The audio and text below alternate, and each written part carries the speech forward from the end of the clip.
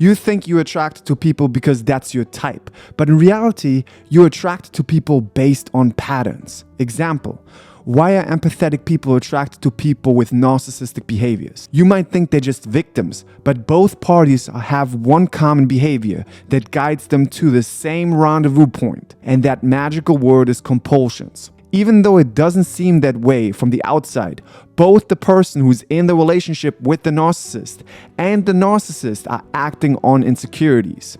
Let me give you an example to clarify. Usually the narcissist tries to make the feelings feel better through delusions, lying, making fantasies in the head, and trying to erase that feeling of insecurity with a vision of grandiosity. But what most people don't know is that the partner is delusional as well. Oftentimes, the partner's delusion is about chasing a love story and the story of soulmates and twin flames and Disney stories. Everything they as well are doing is to make the feeling of insecurity or the feeling of not feeling good enough feel better. The main point is that both are attracted to each other because each one is feeding their compulsions, aka addiction. If you don't know what a compulsion is, I'll explain it to you easily. A compulsion is anything you're doing to try to make a feeling feel better, to try to control a feeling, to try to control a thought, to try to get rid of thoughts, to try to control situations, to try to control if someone loves you, to try to control how someone perceives you, to try to control any uncomfortable feeling.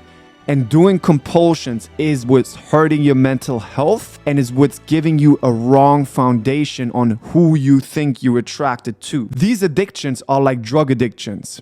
There's highs and lows in the relationships. That's why you mistaken it for love, but the love is an emotional addiction. There's a drug high and then there's a withdrawal. Most people mistake that for love because they never experienced real love before. And because most movies and TV shows are portrayed in these kind of drug addictive relationships, you think that is normal because you grew up with that. And even your parents grew up with that. Especially the movies and TV shows we see nowadays, like Euphoria. I love you. You love being loved. Where there's drug addictive relationship and drug addictions at the same time. Even though this emotional addiction is the most common attraction, it is also an unnatural attraction. To change the natural attraction, we have to change the engine that our brain is running on, from the emotional addictive engine to the valued action engine. This is done by changing our behavior from acting on urges and emotions to mindfully acting on our values. Then over time, you will be attracted to people who value you and you value them. Just remember, the first mistake people make is that they're attracted to people based on emotional addictions and think that is love. I love you. You love being loved. A lot of therapists nowadays are on social media because they found out that this is more beneficial to their bank accounts to bring more clients in. The problem is that most therapists just regurgitate information that they learned in university and don't actually know how to change their own brain or can help you to do so. They don't practice mental health tools on a daily basis and don't know how to cut out compulsions or change from the emotional addictive engine to the valued action engine. But what they know is how to get your attention because they know psychological information. So they will make videos based on confirmation bias that you love, that feed your compulsion and make you more addictive to these teachings. They will tell you what you want to hear. At this moment, it's really trendy to make videos about narcissists, gaslighters, and attachment styles. As well as some people even go so far to give dating advice based on astrology because these unhelpful teachings are so popular with young women at the moment. And women are the biggest demographic in the self-help industry, so a lot of YouTubers and fake gurus are serving to their compulsions. Conversations with young women nowadays include many sayings like, "My ex was a narcissist and a gaslighter." Jared, I'm breaking up with you! Why? You don't tend to my emotions enough, and you don't do the things I ask you to do, so you're a narcissist! Wait, so because I do the things I value and you want me to change because you want me to do the things that you want and value, I'm a narcissist? Now you gaslighting me! Kendra, do you know what gaslighting is? If you're so smart, you can explain it! Gaslighting means to twist someone's sense of reality. Now you mansplaining me!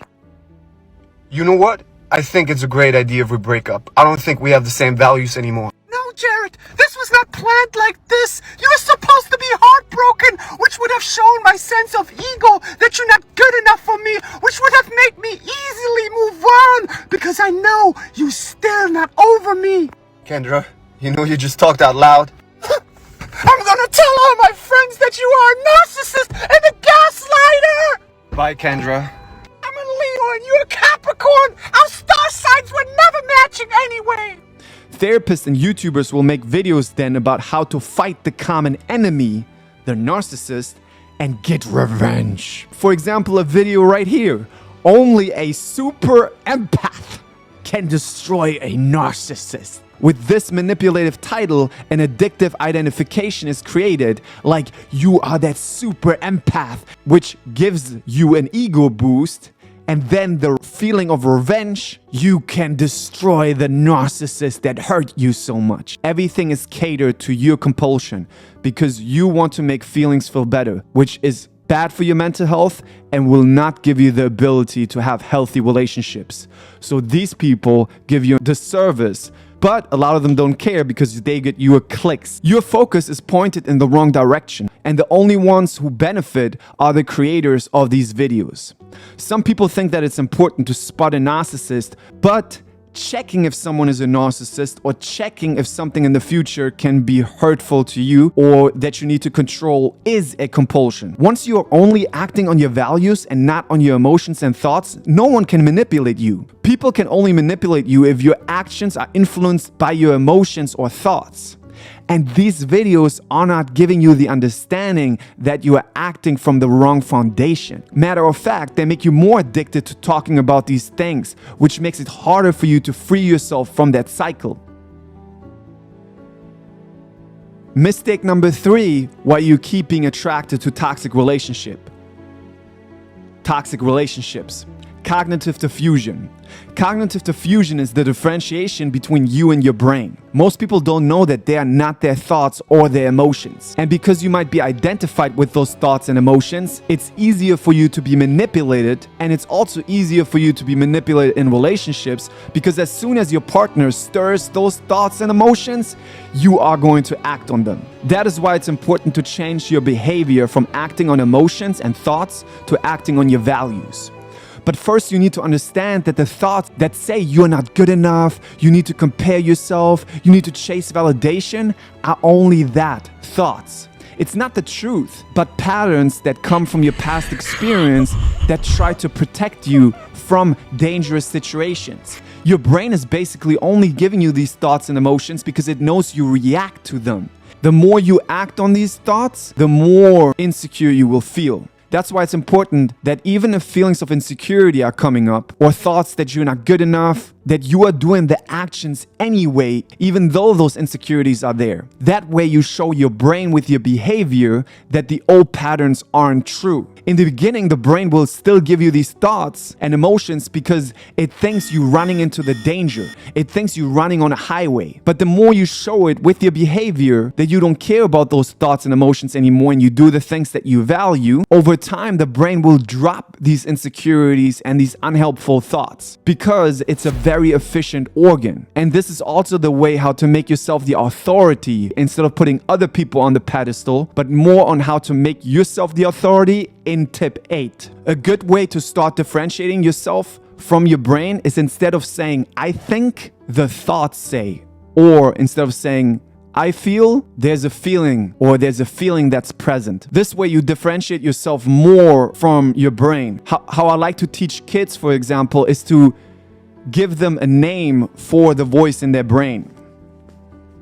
Like they might call it SpongeBob or monster. Sometimes they don't like the word monster because they're scared of it, but sometimes they like it. They say the monsters or SpongeBob said this, but I don't listen to it. Instead, I do the thing that I value, which is eating healthy food or playing with my friends, etc. The third mistake you might make is you keep talking to your friends, family, and maybe even new dates or partners about past relationships. Venting is a huge compulsion and another sign of people being slaves to their brain. Why a slave to your brain, you might ask? because you're trying to make a feeling feel better by talking about the situation and possibly bashing the other person or talking about what a victim you are. And you're doing that because the brain gives you that feeling. So you reacting to the feeling by trying to make that feeling feel better is you being a slave to the brain. Some people might say, but expressing our emotions is important and healthy, and suppressing our emotions is unhealthy. No. Both of these are unhealthy. There's a third option, and it's called accepting emotions. That means being okay with the uncomfortable emotions, but not having to act on it, and instead you act mindfully on the actions that you want to grow, like going to the gym, painting, or growing your business. Mindfulness is so important here because even if you don't do the old compulsions anymore, if you're doing the new actions but you're still spending time in your head trying to control feelings or thoughts or trying to worry, you're feeding the compulsions. Some people think the way to heal is to talk about these things, but the brain doesn't work like that. The brain learns from behavior. In the beginning, it will try to get you to talk and vent to make your feelings feel better, because that's the pattern it learned. But over time, if you keep being okay with the uncomfortable emotion and act on your values without spending time in your head on the old relationships, the brain will not give you those patterns anymore because it is a very efficient organ. And as a very efficient organ, it only uses what you act on. The fourth mistake you might make to be attracted to toxic relationship is you live by brainwashing teachings that pull people in by their trauma, like soulmates, twin flames, astrology, law of attraction, etc. The reason why many people are so addicted to these teachings and are pulled in by them and think they are a relief and very helpful is the following. People who come from trauma look for control and safety.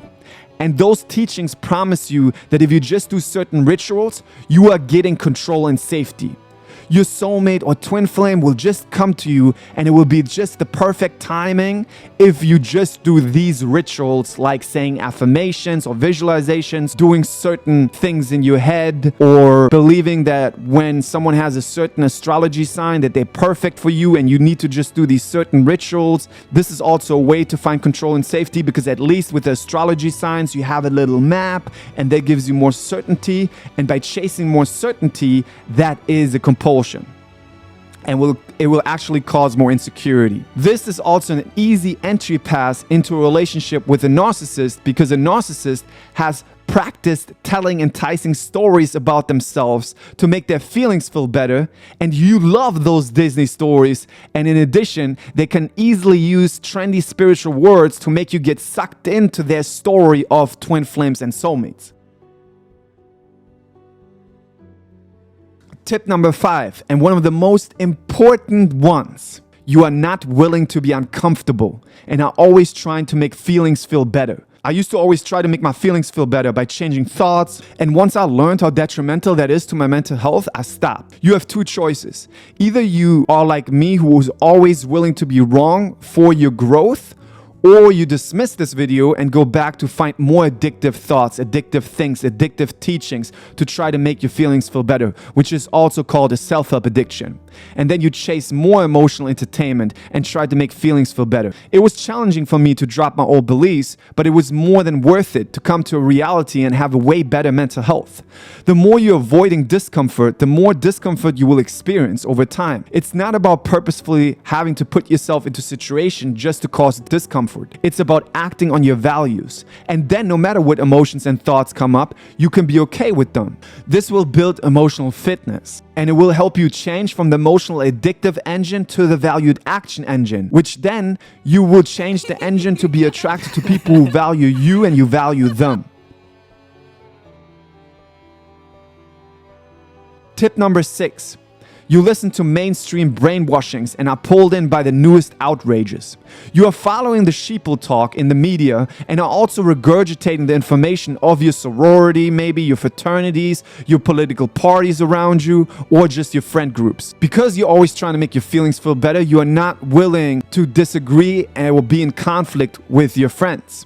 High quality people are not brainwashed by the things the media regurgitates, but are acting on their values. I don't ever want to be with a person who is easily influenced by the media or their friends or even by me. I don't want a person to leave their own values because they feel they need to chase my validation. That would be a compulsion as well. But a person who's always influenced will also change their opinion about me if they're influenced by their friends or the media. But people who act on their values, you can trust that there's loyalty, that there's honesty, because they're not slaves to their brain and their emotions and thoughts. So I want her to act on her values.